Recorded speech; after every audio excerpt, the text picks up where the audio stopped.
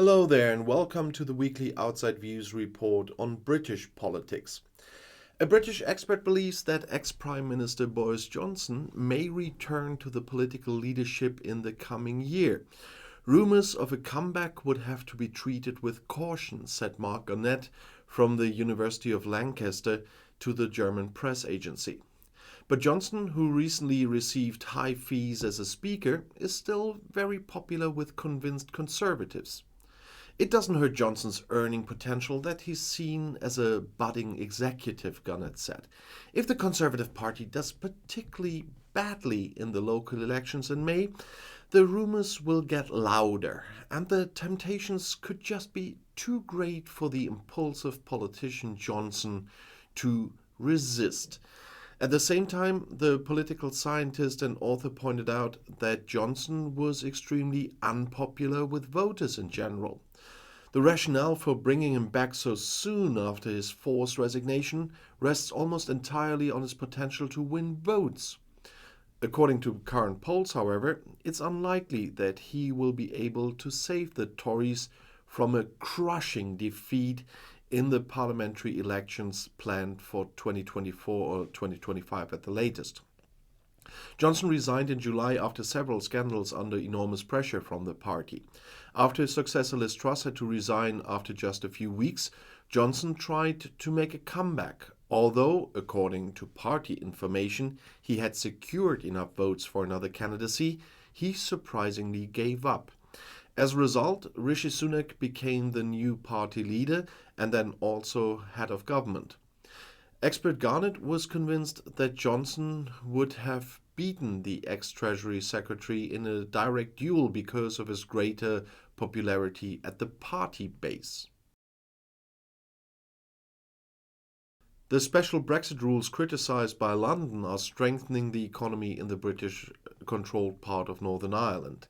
This is suggested by trade data and economic models. However, consumers in the former Civil War region must expect higher prices than in the theoretical case that the United Kingdom would still be part of the EU.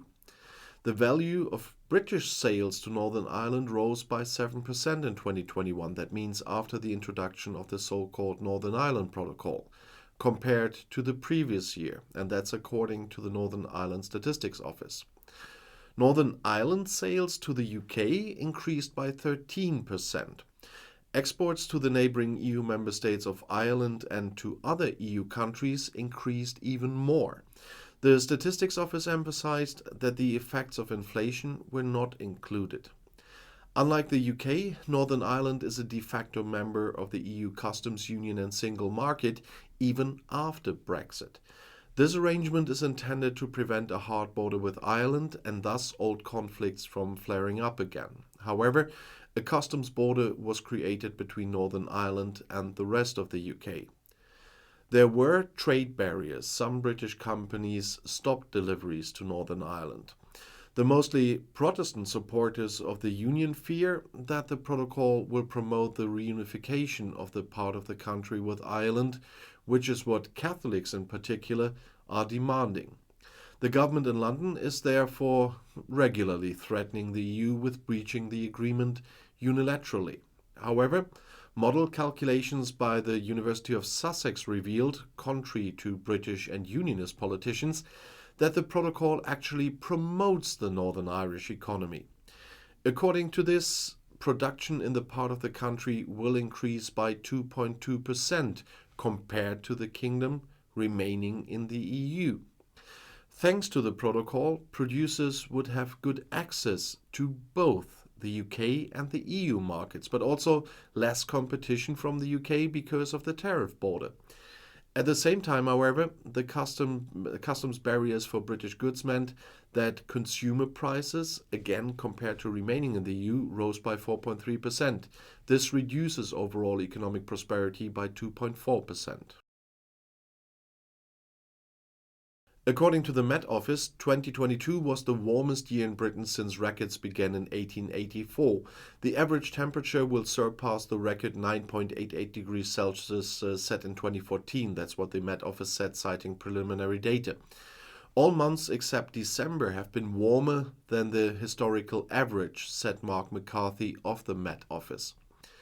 The warm year is consistent with the actual impacts we expect to have as a result of human-caused climate change, McCarthy said. Climate change continues to increase the likelihood of increasingly warmer years in the coming decades. In summer, more than 40 degrees Celsius were measured in Great Britain for the first time. And in Switzerland too, 2022 was the warmest year since measures began in 1864. And in France, there has been a warmer year never than in 2022 in more than 100 years. In the face of a massive wave of strikes in the UK, Prime Minister Rishi Sunak has disbanded with a traditional Christmas speech. Instead, he surprised several government employees with personal calls. That's what Downing Street said. And Sunak tweeted on Saturday, "To all Brits working over Christmas, thank you. Whether you are in Mogadishu or Milton Keynes, I'm personally grateful for your commitment." According to commentators, Sunak wanted to show the great value he attaches to public service. The unions accused the government of refusing reasonable wage increases, though. And Christmas is overshadowed by numerous strikes in Great Britain this year, and many people have not received any Christmas mail or parcels, as Royal Mail workers have been off work for weeks.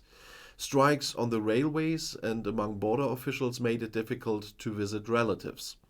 There are also frequent strikes in many other sectors, such as in the healthcare sector. According to the government, Sunak called diplomats in Somalia, Pakistan and Ukraine, as well as the head of a government-sponsored charity in London.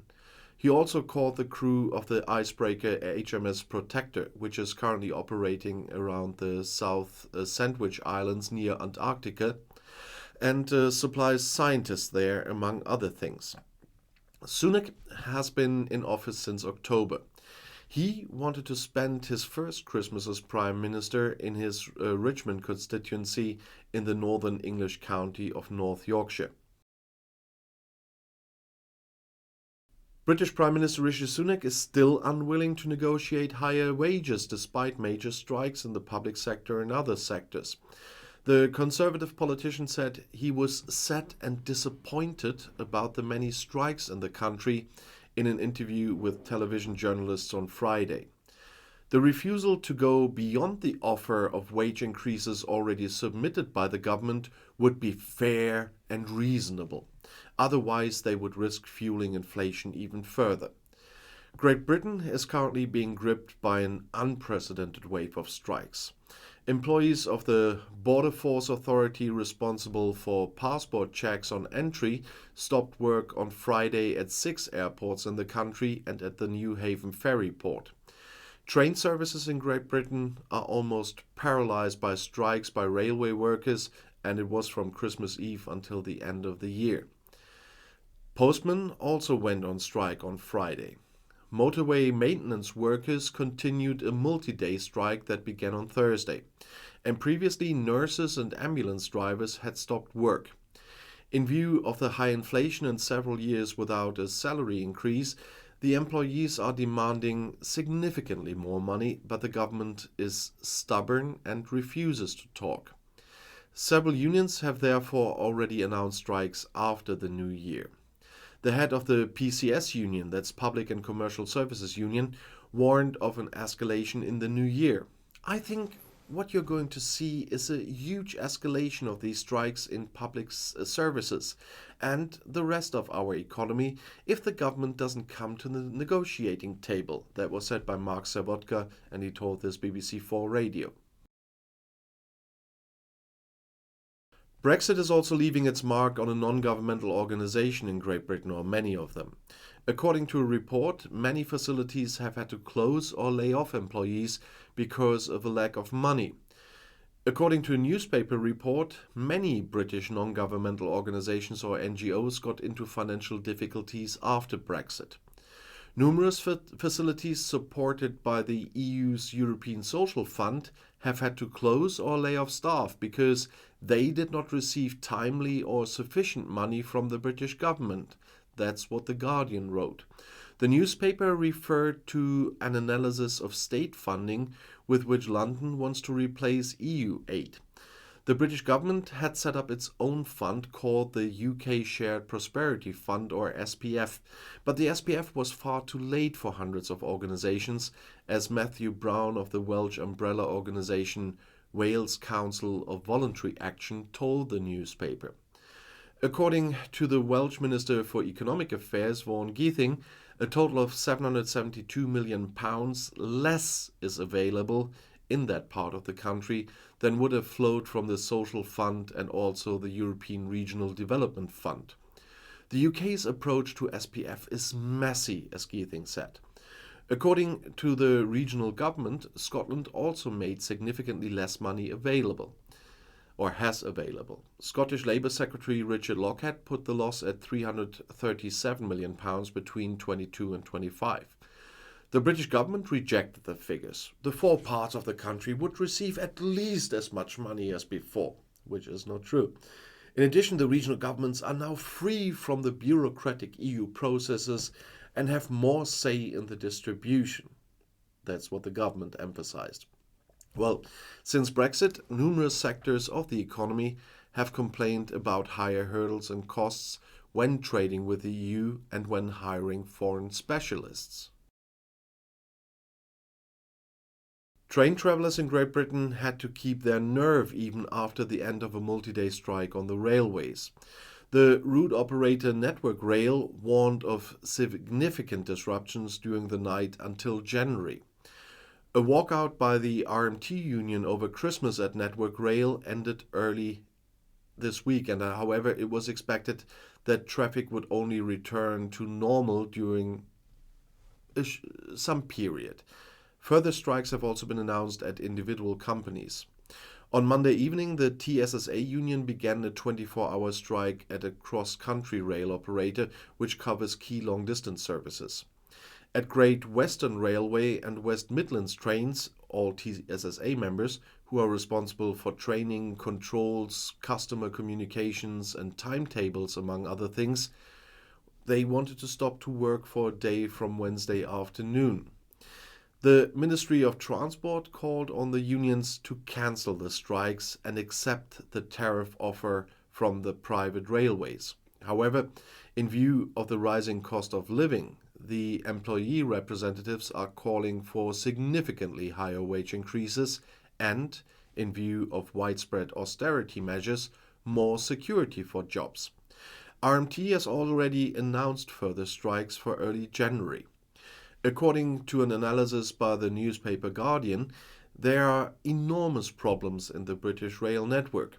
According to this, more than half of the trains departing from the 15 most important stations this year experienced delays or other disruptions. According to experts, the problems are due to the privatization of the railway companies. This led to higher costs and public subsidies. The pandemic has exacerbated the labour shortage, and we don't even have to start on Brexit here. The Conservative British government actually took office at the beginning of the legislative period with a promise of levelling up. That means adjusting living conditions in all parts of the country upwards. But little has happened since then. In the north of England in particular, many regions have been left behind and child poverty is high. And the situation has worsened as a result of the Ukraine war. According to the Trussell Trust, which owns 1,300 food banks in the UK, more than 1.3 million emergency food parcels have already been distributed from April to September this year. That's a third more than in the same period last year, and a half times the amount before the pandemic. In addition, 320,000 people contacted the food banks for the first time in the half year, and that is 40% more than in the same period in 2021.